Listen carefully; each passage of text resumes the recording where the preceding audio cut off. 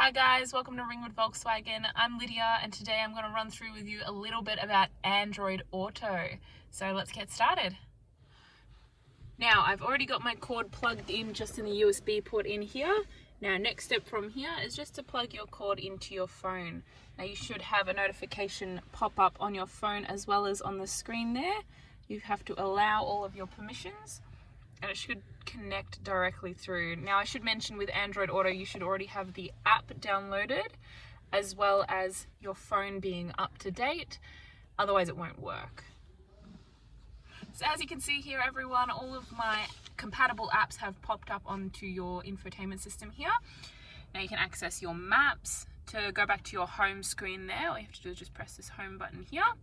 You've got your music, phone, and anything else that's compatible with it.